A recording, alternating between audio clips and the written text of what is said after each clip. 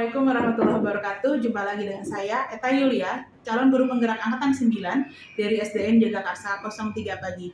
Kali ini saya ditemani oleh Ibu Kepala Sekolah dari SDN Jagakarsa 03 Pagi, Ibu Atun Wahyuningsih. Selamat siang, Ibu. Selamat siang, Bu Eta. Terima kasih. Terima kasih banyak, Ibu, sudah menempatkan waktunya untuk saya dalam mengerjakan tugas demonstrasi kontekstual mengenai dilema etika. Dari Ibu, dilema etika itu adalah suatu keadaan di mana ketika kita nih dalam suatu institusi pendidikan seperti ini dihadapkan oleh suatu keputusan di mana kita harus memilih keputusan mana yang lebih baik di antara dua pilihan yang benar, dan di mana keputusan itu harus mengandung nilai-nilai kebajikan dan keputusan yang bertanggung jawab, juga keputusan yang tidak merugikan salah satu pihak. Kemudian keputusannya juga biasanya kita ambil berdasarkan nilai-nilai agama. Baik, terima kasih Bu Eta. Saya pernah menemukan suatu kasus ya. Di awal saya menjabat sebagai kepala sekolah, tiba-tiba saya disodori oleh guru kelas 6 yang melaporkan bahwa muridnya sudah 4 bulan tidak sekolah. Sudah berkali-kali didatangin ke rumahnya, sampai ditemani dengan komite pun nggak mau bukakan pintu. Anaknya tertutup, begitu juga ibunya. Jadi dia hidup hanya berdua dengan ibunya di suatu kontrakan. Bingung. Nah, saya pun juga waktu itu mengalami kebingungan. Ini anak menurut aturan tata tertib harusnya sudah dikeluarkan. Karena dia sudah lama tidak sekolah, sudah memberi contoh yang tidak baik buat teman-temannya. Kan sekolah itu harus rajin ya Bu Eta ya. Harus setiap hari masuk, kalau nggak masuk pun harus ada alasan yang jelas. Jadi saya di situ saya ada pikiran, oh iya, maksud menurut tata tertib dia harus dikeluarkan. Tapi secara hati nurani sebagai hati seorang ibu, kalau anak itu saya keluarkan mau kemana? Kalau anak itu putus sekolah mau jadi apa? Sedangkan tanggung jawab sekolah adalah mencerdaskan anak bangsa. Jadi saya di situ mencari tahu kenapa anak ini tidak mau sekolah, apa yang terjadi dengan ibunya. Nah, untuk itu saya datanglah kunjungan ke rumahnya, ditemani dengan guru kelas 6 dan minta petunjuklah arahnya kemana. Kami datangin ibunya sama anaknya, waktu itu masih tidur, tapi saya nggak perlu dengan anaknya. Saya lebih pendekatan ke ibunya dulu.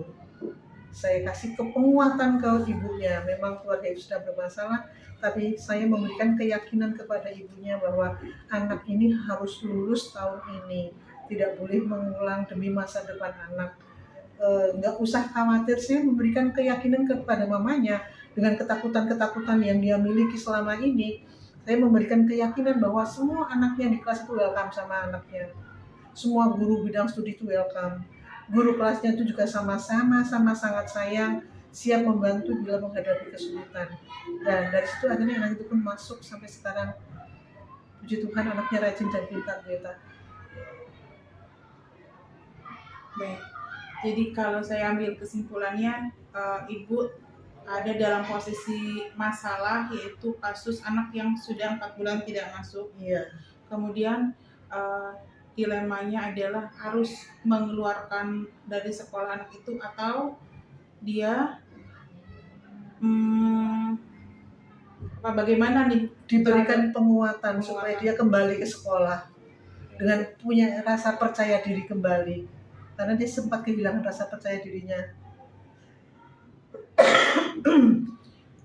Nah, dalam prosedur yang Ibu lakukan selama ini, tindakan efektif pengambilan keputusan yang menurut Ibu pas tadi keputusan dilema masalah dilema etika tadi tersebut itu apa nih, tantangannya dalam mengambil keputusan itu, Bu? Oh, saya mencari informasi dari banyak hal, mencari akar masalah anak ini kok sampai nggak mau masuk sekolah. Jadi tidak langsung serta-merta saya datang ke rumahnya tanpa bekal. Jadi saya sudah membekali diri saya, cari informasi tentang kehidupan keluarga itu jauh-jauh hari sebelumnya. Baik, Ibu sudah mengumpulkan fakta yang relevan terlebih dahulu ya, Bu. Yeah. Kemudian, apakah Ibu langsung menyelesaikan di tempat atau Ibu punya jadwal untuk menyelesaikannya atau ada prosedur apa dalam penjalanan prosesnya itu? Jadi setelah saya mengumpulkan data-data, saya datang ke rumahnya, saya langsung bikin kesepakatan hari itu juga dengan ibunya. dan selesai hari itu juga nggak pakai lama-lama. Pokoknya begitu saya bisa memberikan keyakinan bahwa anak itu akan baik-baik saja di sekolah, tidak seperti yang dia takutkan, dia cemaskan, besoknya langsung masuk, langsung selesai. Baik. Ada faktor-faktor apa yang mempermudah Ibu dalam pengambilan keputusan untuk kasus dilema etika tadi, Bu? Kami punya teman-teman guru yang luar biasa yang sama-sama mau membantu, juga orang tua murid, teman-teman dari Korlas, komite, semuanya ikut membantu. Jadi tidak hanya saya sendiri kesana kemari mencari tahu ada apa, jadi semua bersyukur banget guru-guru. Kita tentang dilema etika, pembelajaran apa yang bisa saya petik nih dari Ibu nih untuk ketika Ibu dihadapkan untuk mengambil keputusan dilema etika. Untuk saya pribadi nih Bu nih, maksudnya masukan buat saya, saran gimana kalau misalkan saya dihadapkan seperti itu, Bu? Tidak ada masalah yang tidak bisa diselesaikan dengan baik-baik.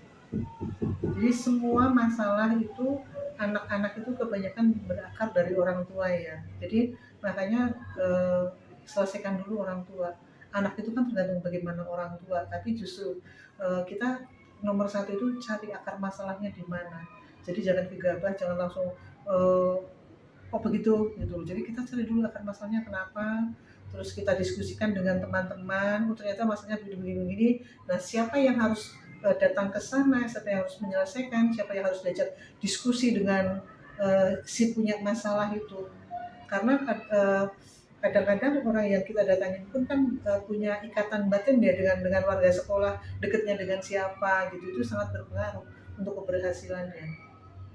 Baik, Ibu, saya sudah mendapatkan hikmah dan insight yang luar biasa dari wawancara hari ini. Terima kasih atas waktunya Ibu dan pengalamannya untuk bisa sharing bersama saya. Terima kasih Ibu.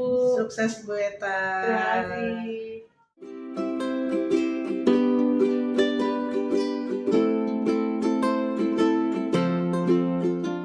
Assalamualaikum warahmatullahi wabarakatuh. Sebelumnya perkenalkan, nama saya Hairudin, CGP Angkatan 9 dari SD Jakarta 03 Pagi dari DKI Jakarta. Saya Eta Yulia, calon guru penggerak Angkatan 9 dari SD Jakarta 03 Pagi.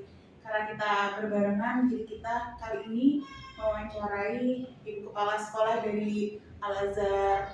Oke, saat ini saya sudah berada dengan Kepala Sekolah Al-Azhar Suhada Jakarta. Oke. Dengan Ibu Marga Tresnowati Putri. Oke, baik Ibu. Saat ini saya akan melakukan wawancara Ibu berkaitan dengan keputusan terkait dilema etika. Tentunya Ibu selama menjabat sebagai kepala sekolah dihadapkan dengan berbagai masalah, salah satunya misalnya dengan dilema etika, apakah itu dengan rujukan moral yang seperti itu. Oke. Yang menjadi pertanyaan saya Ibu, selama Ibu menjabat sebagai kepala sekolah, Ibu dapat mengidentifikasi kasus-kasus yang merupakan dilema etika atau rujukan moral seperti apa?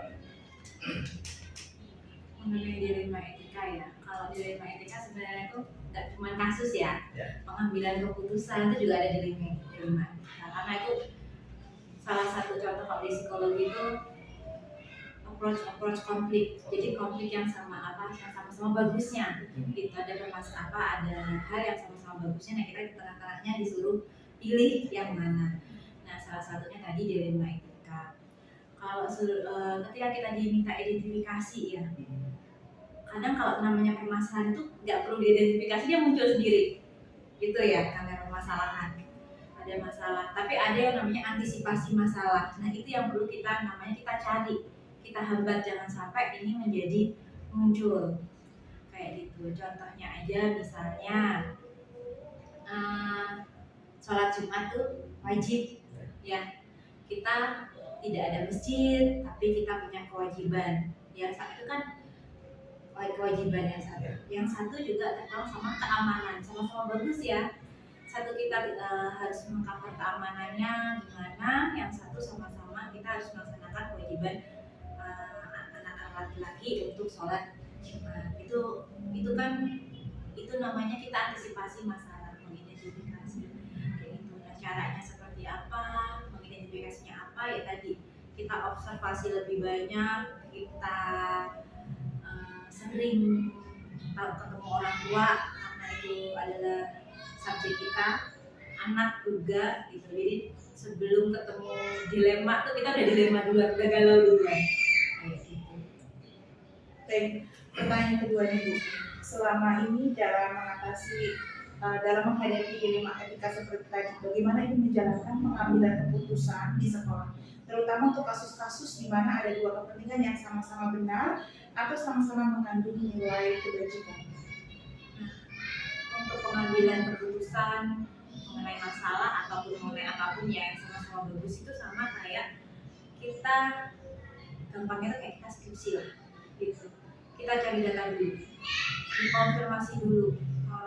Misalkan lagi nih, contoh misalnya, kadang kita sebagai guru nilai harus bagus ya. Anak-anak tuh karena menentukan kelulusan, ya kan? Itu ada. Tapi di satu sisi kita juga harus gimana sih adil seadil-adilnya, buat adil anak-anak tuh seperti apa gitu. Jangan sampai kita karena harus bagus, karena apa gitu, jadi kita upgrade seasal-asalnya itu kan. Nah itu cuma contoh yang gampang ya. Jadi kita identifikasi dulu, datanya kita ambil dulu, mana nih kita konfirmasi mereka anak, guru ke kita. Nah habis itu kita analisa gitu. Analisa itu bisa kita diskusi sama rekan sejawat, bisa diskusi sama yayasan. Tapi saya jarang, kalau untuk masalah yang lebih besar saya jarang diskusi sama guru. Tapi kalau masalah anak-anak saya akan diskusi sama guru. Tapi kalau masalahnya lebih ke yang besar menyangkut nama baik sekolah, berarti saya lebih ke rekan sejawat. Terus juga ke Quran kadang, terus kita balik lagi cari teorinya, kajiannya gitu, agak ribet memang. Cuman habis itu baru kita bisa putusin gitu. Karena ya tadi kita nyangkut orang banyak ya kayak gitu. Jadi berarti ketika Ibu mengambil keputusan itu berdasarkan kebijakan, berarti ada kajian-kajian yang memang harus dipertimbangkan, baik itu dari sisi dengan guru, untuk mulai dengan guru dulu, untuk yang masalah besar yang mengambil dengan yayasan dan sebagainya gitu. Mengambil keputusan. Terus juga kita ada dari teori-teorinya kayak gitu, cara agama tuh gimana gitu. Contohnya aja misalnya ada permasalahan ini nggak dilema etika ya, ada anak tidak bisa bayar contohnya. Nah kita dilema etikanya bukan di anak nggak bisa bayar, bukan, tapi di sini yang satu sisi kita harus ngasih legalisir, itu diminta sama din gitu. Yang dilema etikanya di satu sisi itu adalah hak guru-guru saya gitu, karena kan memang kalau di Syunada itu kan kita 100% uang itu masuk ke guru ya kayak gitu. Nah itu yang namanya dilema etikanya di situ, bukan karena hambatan.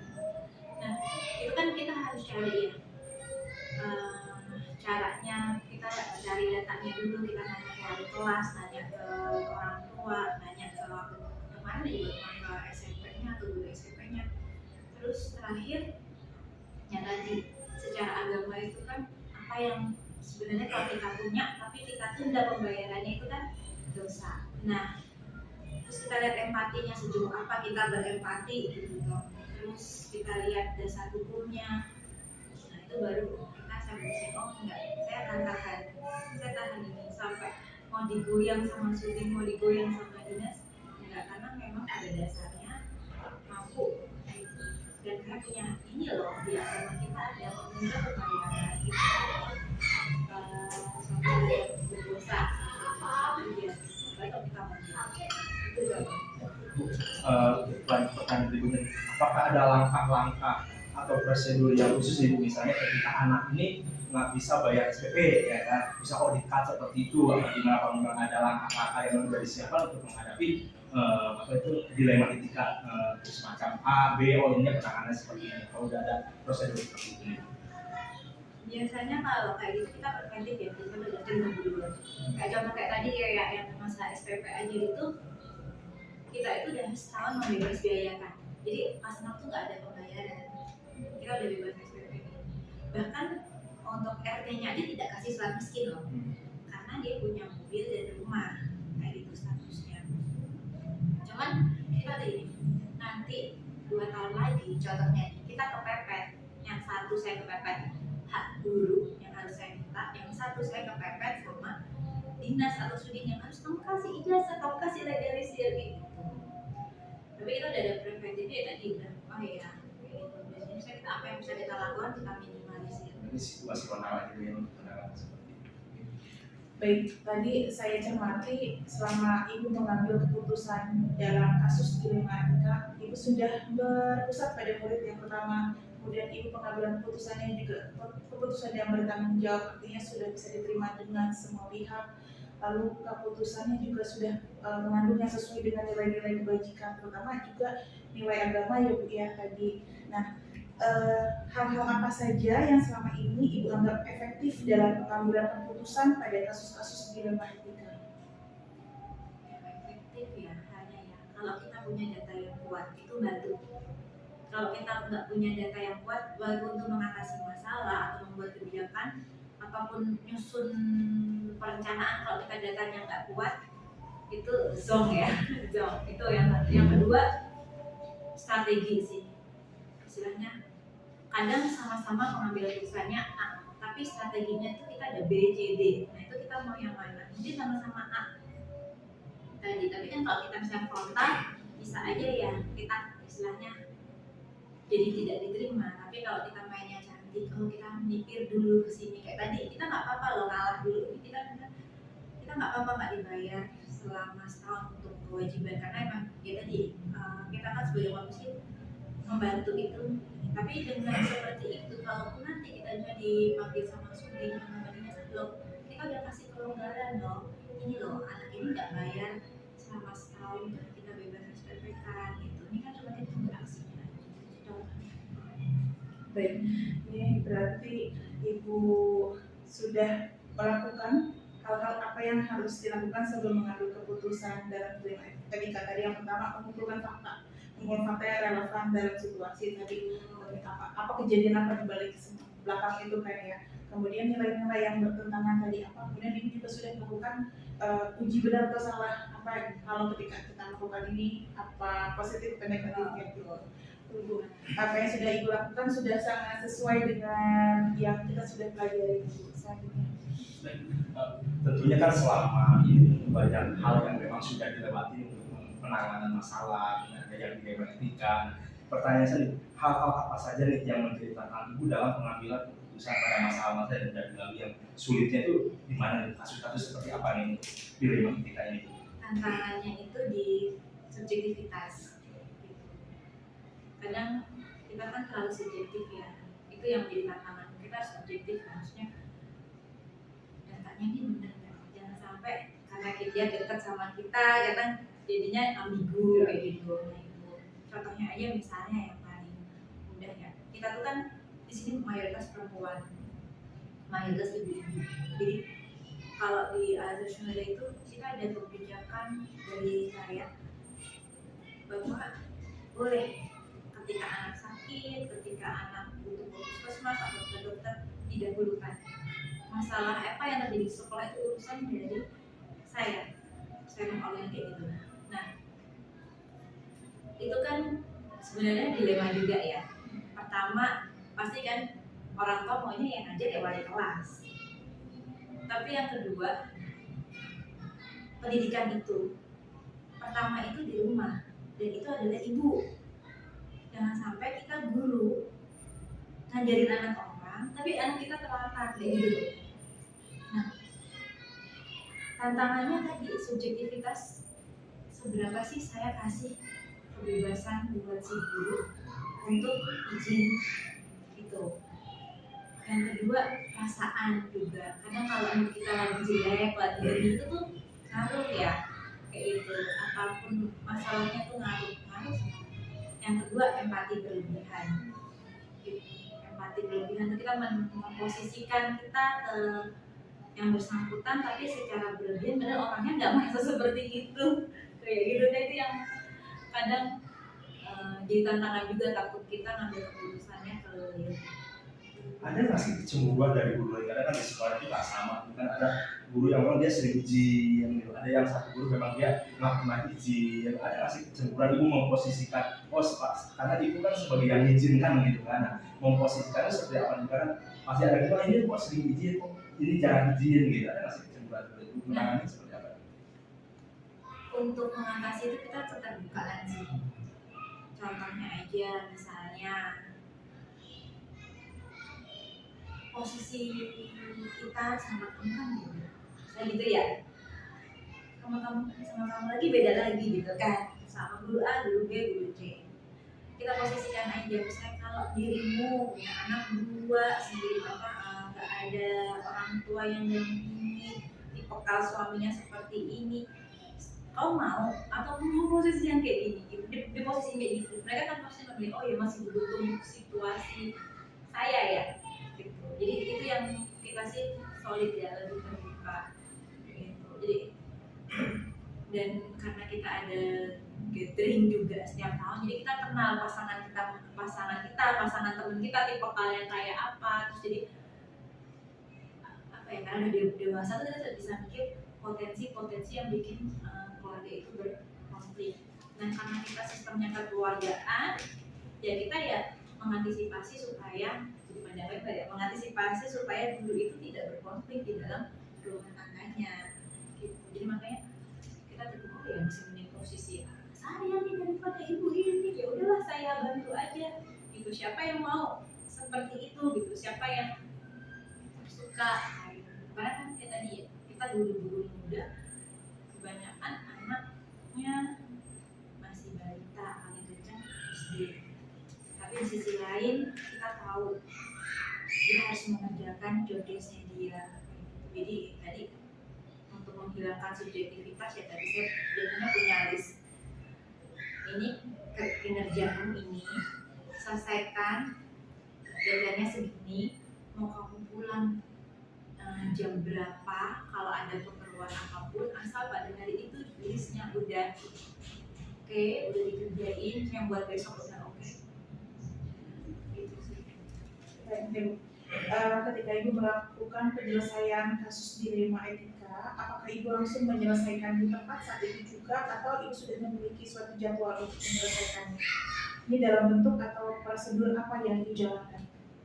Kalau itu kecil ya, insidental dan situasinya kecil dan saya ada di situ dari mulai sampai akhir saya ada di situ mungkin bisa. Tapi kalau besar itu saya biasanya nggak saya selesaikan di hari itu gitu. Dan maka saya jarang menerima telepon dari orang tua itu saya terima. Saya minta juga oh ya bu bisa chat aja. Kenapa? Ya tadi saya mau menunda, saya lihat apa ya, data apa nih yang harus saya ambil.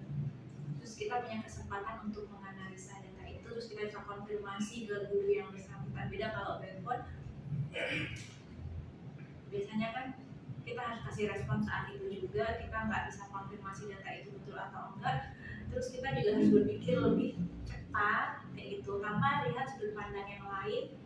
Jadi kemungkinan pengambilan keputusan yang mungkin lebih baik itu jadi nggak kita ambil, karena harus kita ambil saat itu juga. Dan beda kalau misalnya itu cuma permasalahan dengan konflik yang minimal kita ada di situ dari awal sampai akhir, itu kan kita bisa tahu oh iya biasanya kecil-kecil sih.